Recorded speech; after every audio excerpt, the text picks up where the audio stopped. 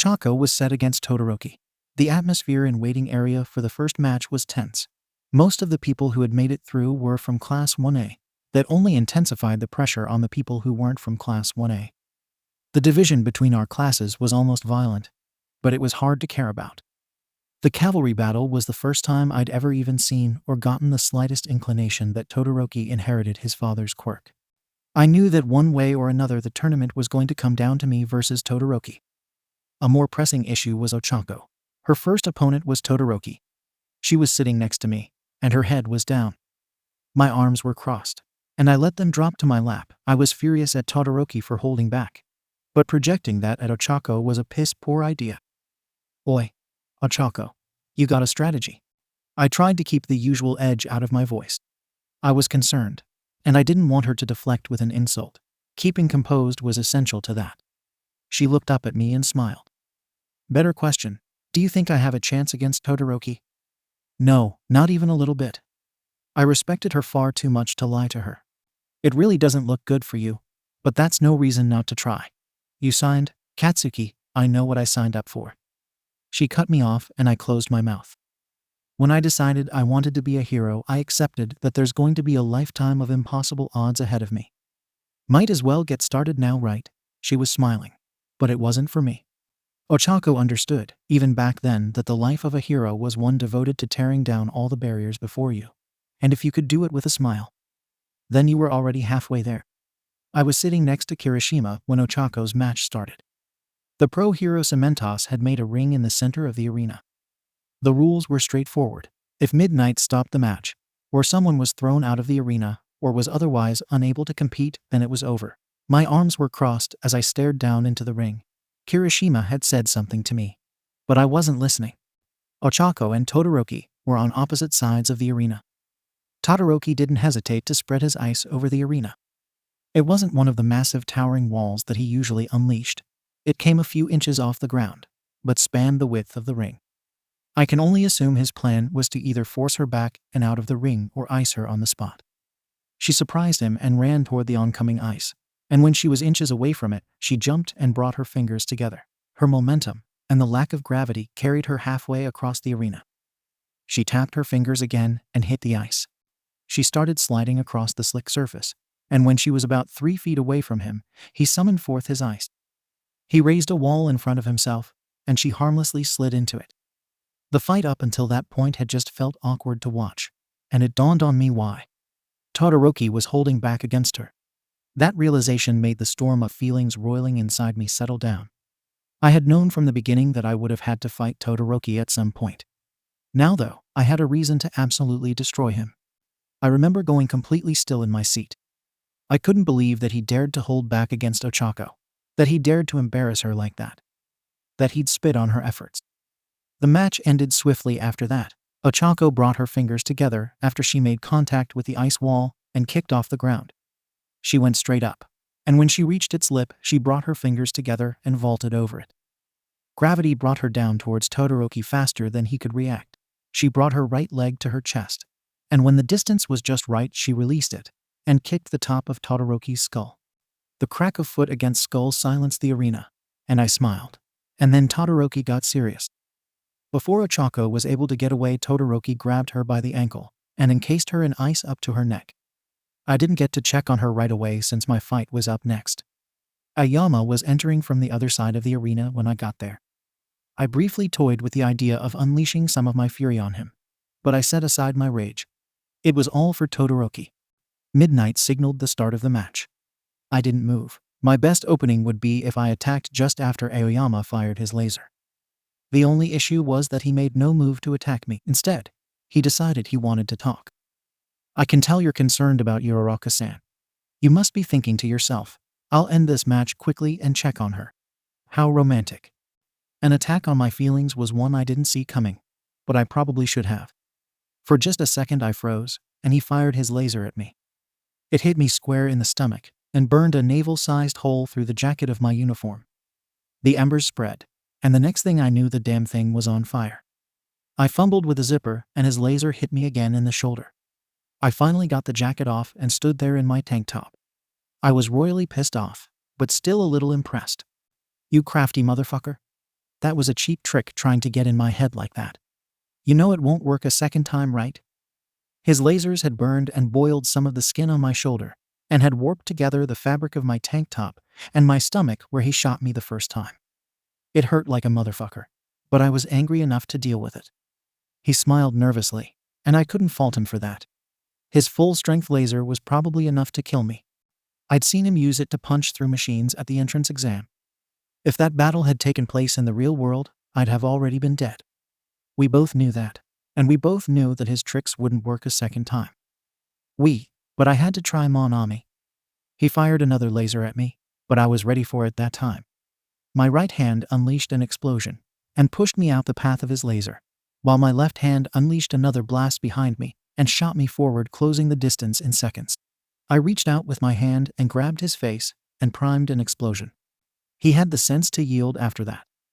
Recovery Girl insisted on healing my injuries and made it clear that she wasn't about to tell me which room 𝐀𝐻𝐭 was in until she had. It was concerning that people were beginning to think that they could use 𝐀𝐻𝐭 against me, and downright disturbing when I realized that it seemed to be working. What the fuck did that mean, I wondered. I decided for the time to tell myself that she was my friend, and that it was perfectly natural to be concerned about my friends. I decided not to ask myself if I'd still be just as worried if it was Kirishima.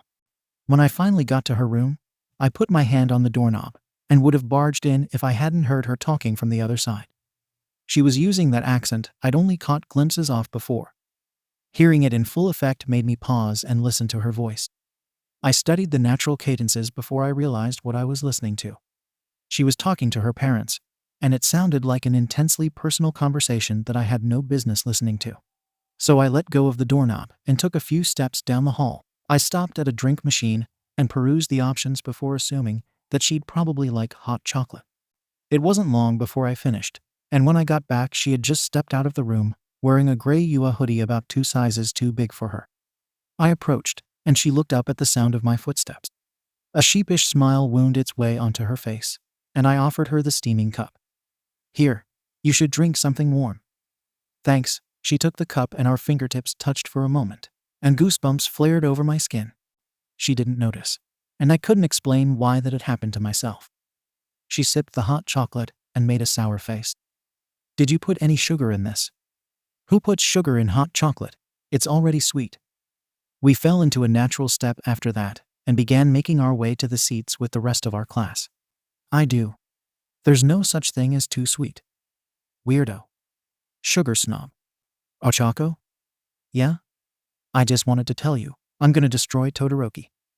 She kept walking and kept her face forward, but I could see her tensing. Katsuki, I don't need a samurai fighting for my honor or someone trying to get revenge on my behalf. Win or lose, I'm going to fight my own battles. I know that. I'm not gonna do it for you. I'm gonna do it for me. Todoroki has really pissed me off today. Someone needs to kick his fucking teeth in and show him that doesn't get to half-ass it when we're all trying our best. He doesn't get to spit on our efforts." She smiled, and it was genuine. "In that case, give him an extra kick for me." Ochako and I returned to the spectator area for our class. Aoyama gave me a subtle grin, and I glared back at him. That was when I got my first taste of the rampant speculation that came with being a hero. Unlike in America, most heroes in Japan tended to not bother with secret identities, especially considering how public every aspect of our lives as heroes tended to be. It was probably the part of the job that I was least prepared for. I didn't really care about what anyone in the media had to say about me, but figuring out how to deal with what the people close to me would go through was always tougher. We sat next to Ishido, and as I looked up at the brackets, she explained what we'd missed. Ida had won his match, but dropped out of the tournament shortly after, and was now nowhere to be seen. Ishido herself had managed to defeat Tetsu and move on to the next round, which was frankly more than I had expected from her. Assuming that Tetsu's powers operated under restrictions similar to Kirishima's, she covered his body in acid and used her superior agility to evade him till his time limit was up and his skin reverted to normal. He had to forfeit before that happened, or he would have been burned. Now, Kirishima was down in the ring, and on the opposite side of him was the purple-haired fucker. I hadn't noticed any displays of his quirk all through the sports festival, but he had made it this far. He was either skilled or lucky, and I didn't believe in luck. Ishido leaned forward in her seat and cheered loudly. "Kick his ass, Kirishima." Down in the arena, Kirishima looked up and smiled. Midnight signaled the start of the match. Kirishima went into his hardened state and held his ground. He had no idea what Purple Hair's quirk was, and smartly he was being cautious. That's when Purple Hair decided to speak. "That's an impressive quirk you got there. Sturdy and built for battle. I bet you had no problem getting scouted or making it through the entrance exams." Kirishima, being the good-natured person that he is, responded honestly. "The entrance exams were easy enough, but getting scouted took a lot of work. Despite how useful it is, a boring quirk like mine means that you have to work about twice as hard to stand out." That was what sealed his fate. Don't I know the feeling? Purple Hair smiled broadly. "Step out of the ring and tell me all about it." Kirishima's face looked glazed over, and he smiled dumbly. He started walking, and the microphones down near the stage carried his voice throughout the arena. "The first time I activated my quirk, I almost stabbed my out. That's how I got this scar." He pointed at his eye. "I was afraid of my quirk for a long time after that. Hated it actually.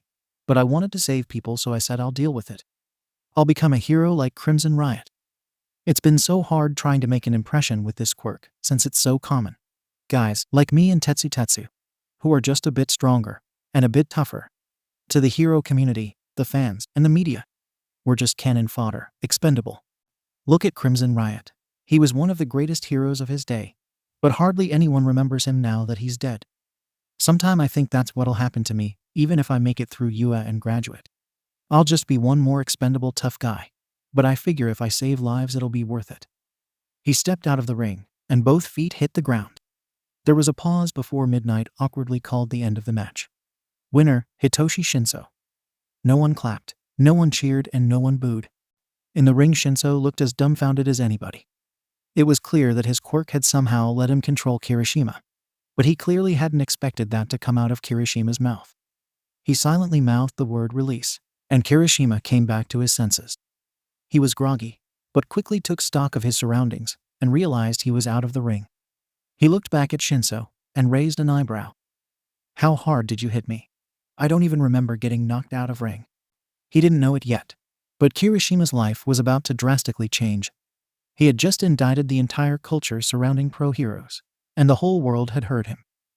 With the preliminaries having ended, my fight with Todoroki was that much closer. We were on opposite ends of the bracket, which meant that I had to go to the grand finale to face him. In short, I couldn't lose. The tournament progressed, and there was only one match before my bout with Todoroki that I think was worth talking about, and that was Ishido versus Shinso. In a word, Ishido was pissed at Shinso. That was the first hint any of us had regarding the depths of her feelings towards Kirishima. To be honest, it was kinda scary how similar her reaction to Kirishima's fight with Shinso was to my reaction to Ochako's battle against Todoroki. Watching the seriousness written in her body language as she stepped into the arena against 𝗀𝐻 was like a peek into my future. I understood her feelings. Midnight signaled the start of the match, and Mina released acid from her feet and glided across the ring to 𝗀𝐻. He already knew what sort fight this was going to be and shifted into a fighting stance. He put his right foot forward and shifted his weight back to his left leg. He raised his hands just in time. Mina had closed the distance, and her feet came off the ground. She tucked her body forward and put one hand on the ground and used it as a pivot point and lashed out with her left leg, swinging around with incredible speed and momentum. Her leg met his forearm and the force of the blow staggered him. But he had the wherewithal to lash out with his foot and kick at the hand that was keeping her upright. The blow was unavoidable, but she released acid from her shoulder, and when she made contact with the cement, the acid on her shoulder melted it into gooey paste, softening the blow. She released more acid from her back and shoulder blades, melting the pement into more paste, so when her legs came down, she was able to twist around on the frictionless surface like a breakdancer on cardboard, sweeping 𝗀𝐻's legs out from underneath him. He hit the ground back first, and didn't have any acid to soften his blow. 𝗀𝐻 didn't give up her offense for even a second. She did a kip up onto her feet and stomped where 𝗀𝐻 was. He had managed to roll away so her foot just hit concrete. He was on his feet, looking a little winded. "I don't suppose that Kirishima guy was your boyfriend or something?" He smiled at her, and he chuckled when she didn't say anything. No response? Well, it was worth a shot. He sighed and dropped out his stance. "Midnight, I yield. I submit, I quit. Whatever. I can't beat her." 𝗀𝐻 looked surprised, but she lowered her hands and Midnight called the match. But 𝗀𝐻 wasn't done speaking. "My first opponent in this tournament had a lot to say about the state of this world, and how it treats people with certain quirks. Well, so do I. I couldn't make it past the UA entrance exam because it caters to heroes with big, flashy, violent quirks. But here I am. I've made it to the semifinals of the sports festival with the same power that you all declared made me unfit to be a hero. The world of heroes celebrates violence as the highest means to the highest end. Well, there are other ways, and kids with other quirks who want to be heroes and want to save lives just as bad. Tear down that old world before someone else does it for you." If Kirishima's speech was an indictment against hero culture, then some would see 𝗀𝐻's as a declaration of war against it. It gave the crowd and the billions around the world something to think over in the finals. Mina went on to face Todoroki, but his raw power had her about just as outclassed as 𝗀𝐻 was when she had fought him, and she was summarily eliminated. That just left Todoroki and I on the bracket in the grand finale. A short intermission had been announced, and I slipped away to be alone. I was sitting in the pre-fight waiting room when someone knocked on the door. They didn't wait for an answer and pushed open the door. I half expected it to be Ochako barging in on me, but it turned out to be 𝗫𝗫r. I was stunned. 𝗫𝗫r had been the number 2 hero for as long as All Might had been the number 1. This is the only time I'll ever admit this, but since I was a boy, I always looked up to him. So I may have been a little starstruck when he walked in. I think you have the wrong room. Todoroki's is down the hall." He stepped into the room and closed the door behind him. He was cloaked in his signature flames, and they illuminated the room, making shadows dance and flicker through the room. He walked over and grabbed a folding chair from one of the tables and set it down in front of me. Then he sat down and looked me in the eyes. "I'm not here to see 𝗀𝐻. I came to speak with you, Bakugo-san." I straightened my posture and leaned forward. "Is this the part where you tell me not to harm a hair on your son's head? 'Cause with all due respect, you can fuck all the way off if that's why you're here." He started laughing. It was deep and booming, and a smile appeared. It wasn't reassuring like All Might's. If anything, it was downright sinister. "No, I came here to ask you knock some sense into my boy. But it seems that was your intention all along. 𝗀𝐻 denies half of his power and refuses to use his left side. But during the cavalry battle, you got him to use it." His flames flickered and jumped in height. "If a hard-fought battle against you is what it takes for my son to embrace his fire, then I humbly ask that you show no mercy." It was obvious to me that I wasn't getting the full story, but it was clear that 𝗫𝗫r and I were on the same page. Todoroki needed some sense to beat into him. Well, I don't show mercy on principle anyway. But yeah, that was the plan. 𝗫𝗫r was still kinda creepy though. He seemed obsessive. I didn't know why he needed Todoroki to embrace his fire so damn much, but I understood the man's obsession.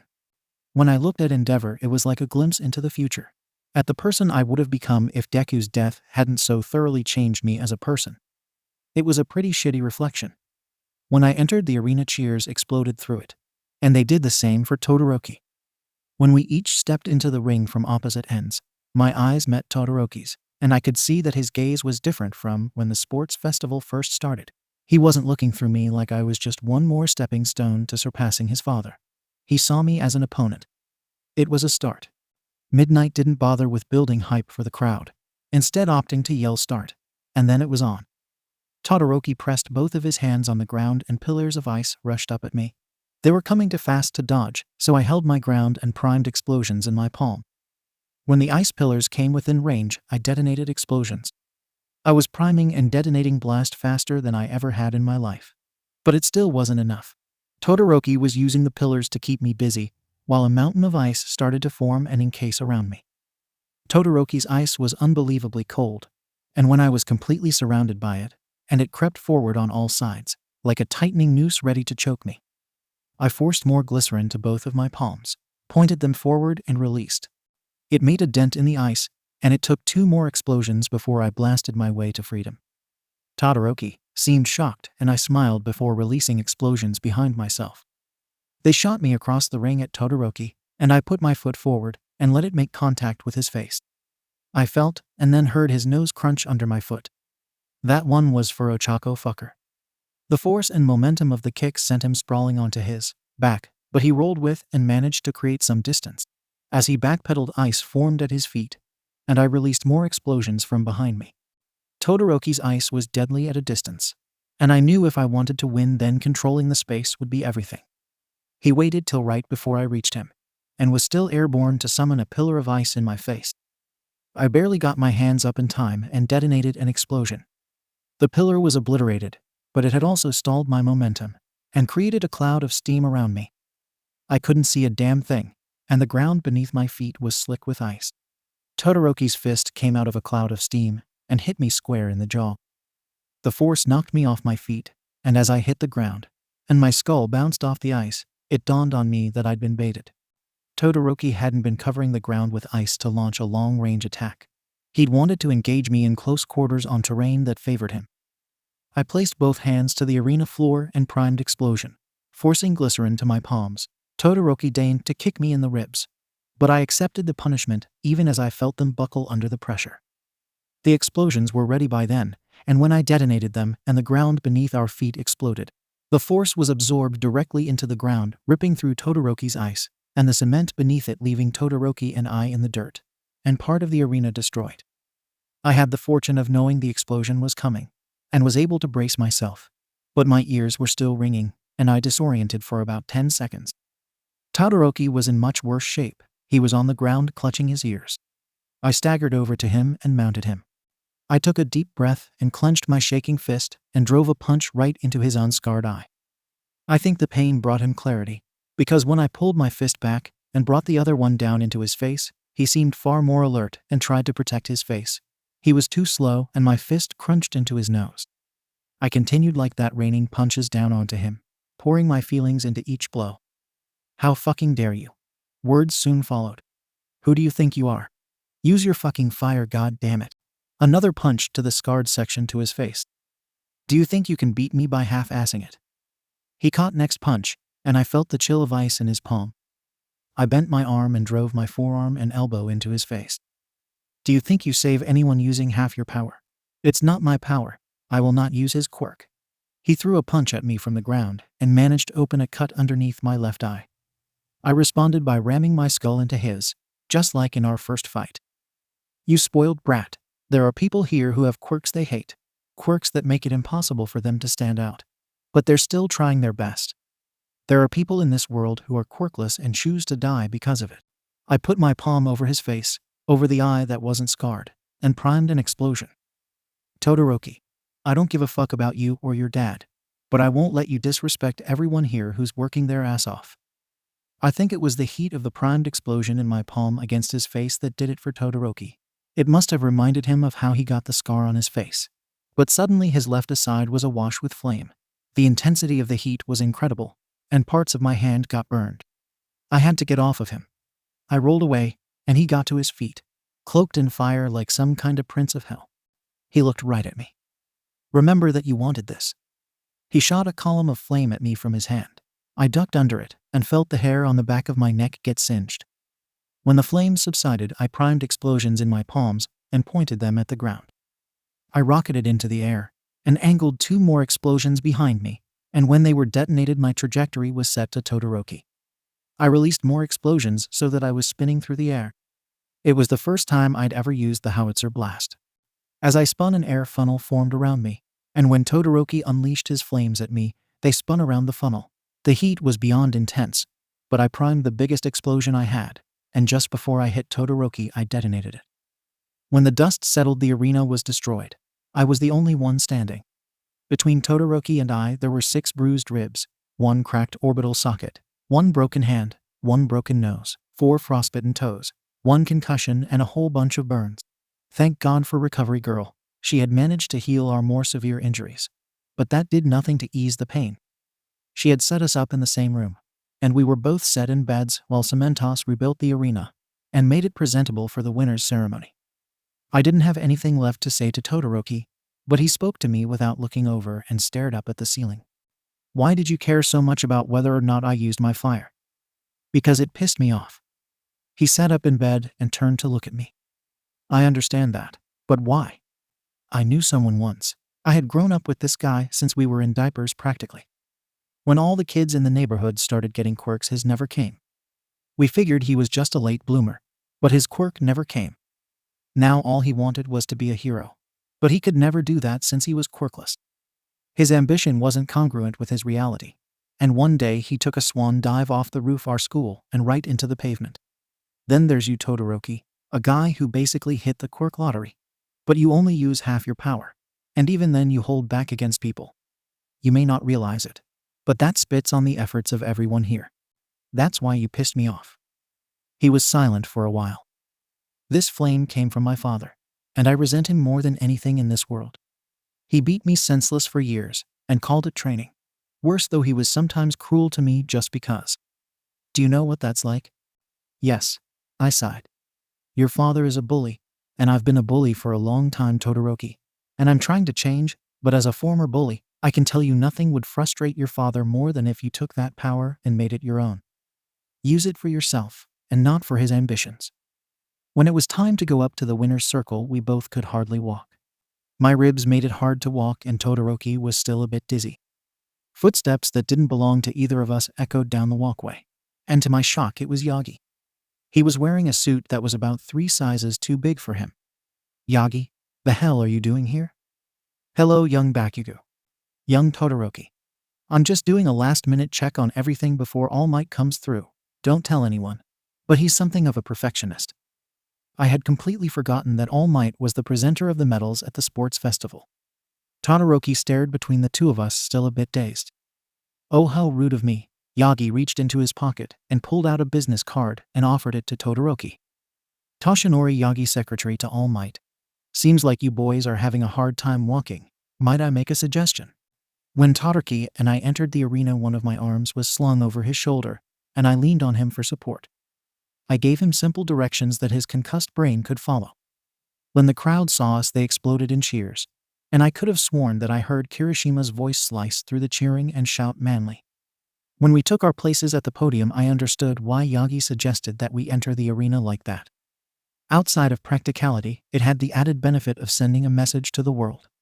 The sports festival that year had brought some ugly things to light, but at the end of the day, we were heroes and we were united.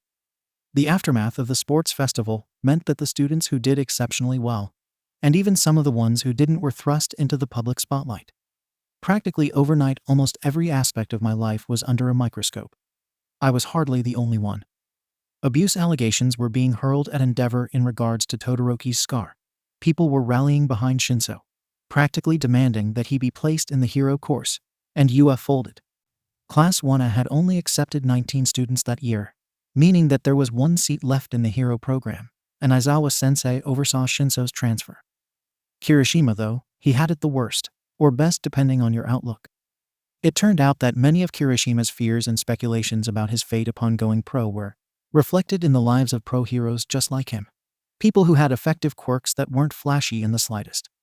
People began compiling the statistics of heroes like him, and they were horrifying. Most of them faded into obscurity or stayed sidekicks. But far too many died in the line of the duty at a rate even higher than the general hero population. In honor of Kirishima's speech, while under Shinso's power the media began dubbing them as expendables, and the expendable heroes themselves adopted the name. Hundreds of pro-heroes began wearing bright red armbands with black E's on them. To his credit, I never saw Kirishima crack under the enormity of that pressure or complain about it. But it can't have been easy for him. He went from being a guy who at worst expected to die in the line of duty, and at best fade into obscurity, to being someone who had the full enormity of the hopes, dreams, and expectations of hundreds of heroes and countless others placed on him. I didn't think there was anyone in the world who might have understood how that felt, but I was very wrong. Shinso was sitting in the classroom alone when I got there. My classmates were there, but no one was speaking to him. I had assumed that as class rep Ida would have taken on the responsibility of making him feel welcome. But he was nowhere to be found. Shinso and I exchanged glares as I sat down. He looked back at me expectantly. "What?" he asked incredulously. "You don't have anything to say to me? No threats?" "Why would I?" I raised my eyebrow. "You did everything you said you were going to do. As far as I'm concerned, you earned your spot." He looked surprised, and some of the tension left as his shoulders sagged. "I guess you did the same thing, huh? I thought you were just a cocky asshole. But Class 1A really did win everything, and even then you won it all." I sighed. "Listen, I may respect how you fought, clawed, and gouged your way into the hero program. But you embarrassed my friend on the grandest stage there is, in front of the whole world. So stop talking to me before I explode your face off." "Wow, Bakugo, you're being awfully nice to the new guy. I can tell you held back at least 7 F-bombs just now." Kirishima walked into the classroom, with a lightness to him that I couldn't explain. "I'm really impressed." He didn't speak any more words and walked right over to Shinso, and the room tensed. Shinso even got to his feet, his chair sliding back and scraping against the floor. He was priming for a fight. I watched his fist clench. Did he think that he had any shot? Really, what was he going to do against Kirishima? Everyone knew his trick already. He wasn't like Aizawa. His quirk didn't bring other people down to his level. But he was still ready and defiant. Kirishima was as cool as could be though, and he just offered Shinso his hand. "Hey, welcome to the hero program and Class 1A. And while the old grudges weren't exactly forgotten right away, no one ever doubted his place as a member of Class 1A again. Our assignment for that day was to pick code names. Internships were coming up, and that meant operating in the outside world as heroes. I watched as my classmates tossed out their names. I think for most of them, it was a moment of childhood fantasy fulfilled. Froppy, Alien Queen, Grape Rush, and a whole lot of other names that sounded like they were invented, while hopped up on sugary breakfast cereal and Super Sentai. Not that I'd begrudge them for it. King Explosion Murder is what I would have called myself a few months ago. Every once in a while, though, someone came along with a name that clearly meant something. Ida was the first example. Ingenium, in honor of my brother. The class went quiet after that. The death of Ida's brother at the hands of hero killer Stain wasn't the first time that a hero fell in battle. But it was the first time our class had seen the direct results of that. It was like the stick-up Ida's ass got coated in ice. He'd always been a stuffy prick, but after that, he just went cold. I didn't know what to do for him, but after I heard about his brother, I made an effort to keep my feet off my desk. We tried not to dwell on it, as sick and horrible as it was. But at the end of the day, sometimes heroes died. More time and names passed. I perked up at Uravity and filed it away for later. I was still mostly focused on myself. I'd already declared myself as Kaachan to Shigaraki. I couldn't take that back. But how was I supposed to explain that to Midnight? Kaachan. Mommy. And I was stuck with it cause young Deku couldn't fucking spell out Kaachan. I was prepared for the inevitable jokes, but they'd start asking questions. The only people who even knew were 𝐀𝐦 and 𝐍𝐸. How long could I keep this secret? Crimson Might. My eyes were drawn to the front of the room where Kirishima was holding up his placard. Crimson Might was a strong fucking name. Yeah, it's just a combination of Crimson Riot and All Might. But Crimson Riot inspired me to be a hero, and All Might inspired me to keep going. I don't ever want to forget what I owe them. I didn't know the story there yet, but Kirishima had this look in his eye that I couldn't quite place. It wasn't determination, I'd seen plenty of that. Regardless, I came away with the impression that he had even more conviction than before. Maybe everything with 𝗀𝐸 had made a bigger impression than I thought. Our classmates had noticed too. Curiously, I glanced at 𝐲𝐸. She had a smirk on her face. 𝐷𝗀𝐸, you're up next. Midnight called me up to the front of the room, and I decided to just get it over with. It wasn't something that I could ignore, and it sure as shit wasn't something I could lie about. I made it to the front of the room, and before I turned to face my classmates, I swiped the placard off Midnight's desk and scrawled out the characters. Then I turned around. Kaachan. It's going to be Kaachan. Is he joking? I have literally never heard 𝐷𝗀𝐸 tell a joke before. This would be a weird time for him to start. Shut the fuck up. I sighed and pinched the bridge of my nose. I'm only going to explain all of this once. I honestly was getting tired of explaining about Deku. I think I had finally started to make peace with it. It was tenuous kind of peace. I still question if what happened could be considered murder, but I didn't really know. Still don't. At my old school, I was a bully. There was someone there that I'd known since we were kids. We used to actually be friends, but he was quirkless, and I thought my quirk made me better than everyone, so I bullied him. It got so bad that one day he couldn't take it anymore, and he took his own life. His nickname for me as children was 𝐀𝐦. I held up the placard with the characters reading Kaachan. For those who don't know the way Deku spelled it roughly translates it to mommy. This is how he spelled it, and it's how I'm spelling it. I went back to my seat, not eager to hear questions or judgments. Things hadn't really changed that much in the following days, at least not with my classmates. I wasn't exactly close with them to begin with, so if they were a bit more distant as a result, I hadn't noticed. Well, that wasn't exactly true. Kirishima hadn't treated me any differently. If anything, he seemed like he wanted to be even better friends with me. Eating lunch with me, walking to the train with me, even though he lived in the opposite direction. I think he just didn't want me to be alone because the only other person from class I actually spent time with had distanced herself from me. It's not like I suddenly turned invisible or anything. She still spoke to me, still called me Katsuki. We even on occasion walked to the train together. But, and this is gonna sound fucking stupid, but she stopped making fun of me. But the atmosphere between us had changed, and it took a conversation with Kirishima for me to piece together what was different. Instead of going straight home that day, we'd stopped at one of the school's many gyms. I was spotting him, but it didn't really seem like he needed it since he was casually benching around 250 pounds in his unhardened state.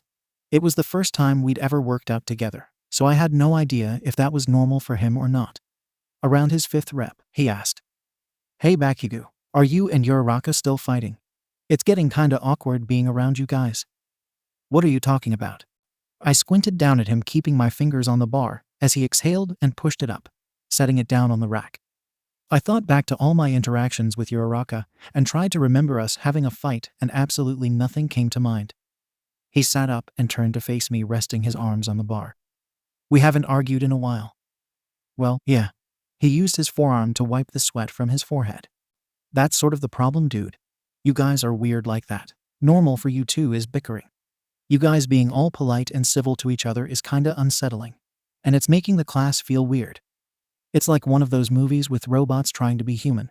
But there's just something off about it, and you just kinda know. What's that called? The uncanny valley." It started to dawn on me that he was right, and interactions slowly fell into place. She hadn't made a single joke at my expense, and because I must have gotten hit in the head too damn hard during the sports festival, I fucking missed it. He snapped his fingers. "Yeah, that's it. You two pretending like everything is okay with each other is like the uncanny valley." He watched me and must have seen the realization crossing my face.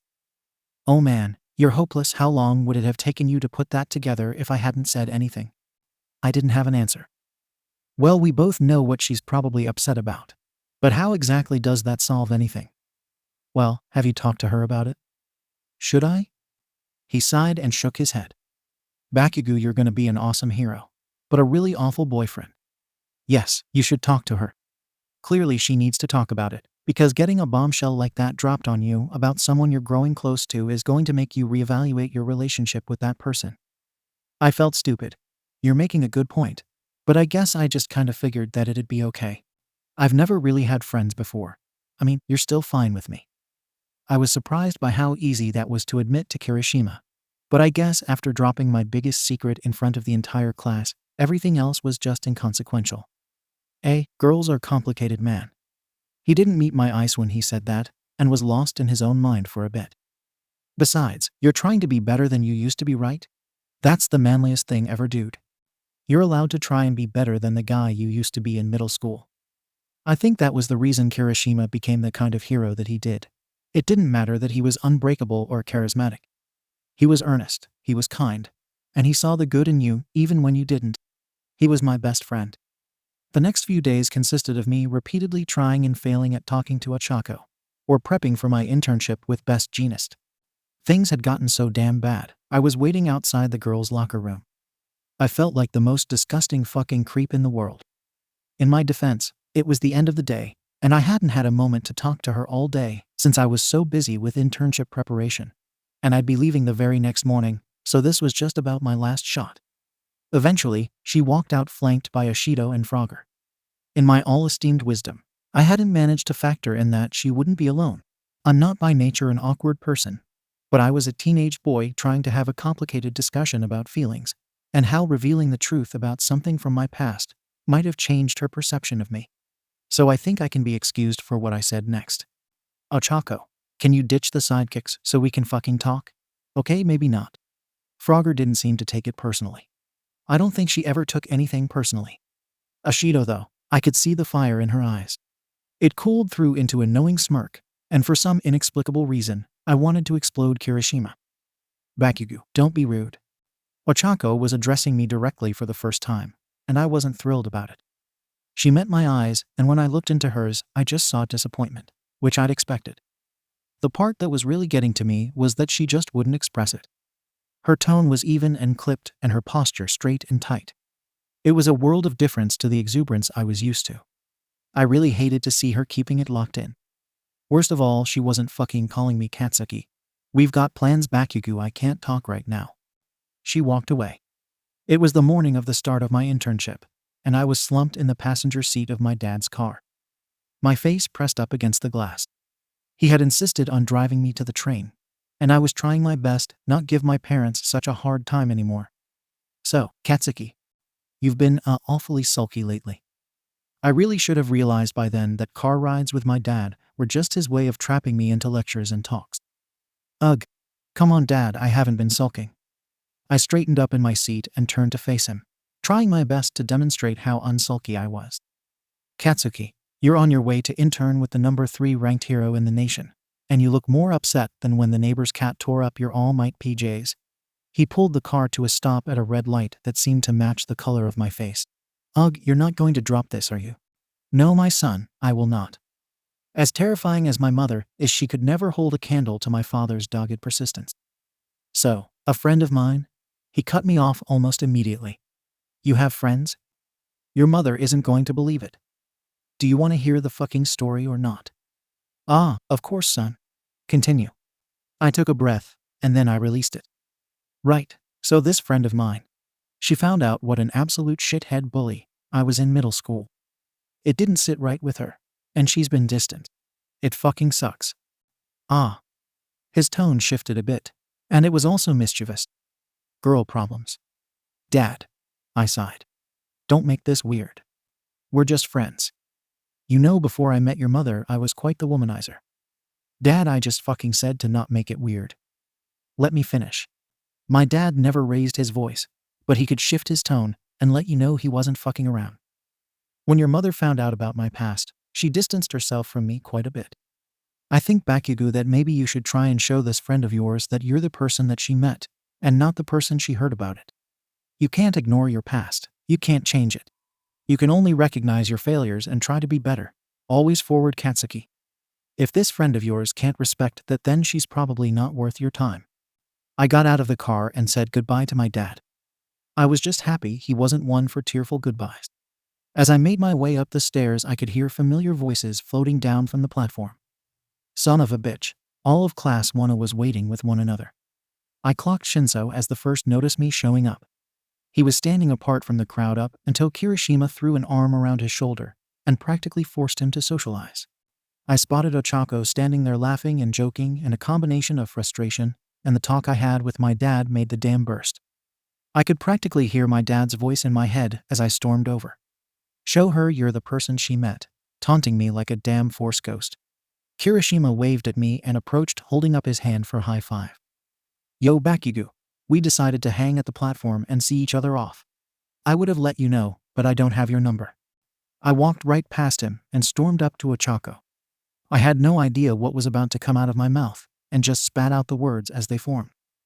Fat ass, I'm tired of your shit. At the moment, everyone else was a goddamn background character. Her eyes went wide and I could see everything that she'd been keeping locked up, rising to the surface. Baku, don't start with that Bakugo shit. Why do you keep acting so weird? Fuck you. You asshole. That did it. The dam was broken, and she started yelling at me. You're the one who's been acting weird. Like you're afraid to talk to me. The one time you actually tried, you insulted my friends. I was only acting that way cause you were acting weird and different. All fucking polite and shit. I was only acting like that so you'd feel more comfortable opening up, you dumbass. I wasn't gonna make fun of you after you put yourself out there like that. We were having a shouting match on a train platform in front of our entire fucking class, and honestly, it was the best I'd felt in days. That's very fucking considerate of you. I'm not a mind reader though, you dumbass. I thought you were being distant. If you wanted me to open, just fucking ask. I think by then we'd each lost steam, and we were just yelling because it was better than keeping shit inside. I wanted to give you space. I don't want space from you. It just then dawned on me that the entire time we'd been yelling each other, we'd been inching closer and closer. And I was close enough to smell her shampoo. Fucking peaches. You idiot. She was smiling. You wasted all that fucking time. Your train is pulling into the station, by the way. The world shattered back into focus, and suddenly the weight of my bag suddenly felt a lot heavier. I looked back from the train to her. The doors hadn't slid open yet. Quick, she hissed. Give me your phone. I fumbled for it in my pocket before handing it over. She quickly typed on the screen as the doors slid open, then handing it back. There's my number. You better fucking call me. You better fucking answer. I dashed onto the train, and before the door closed I could hear Kirishima's voice. See, weird.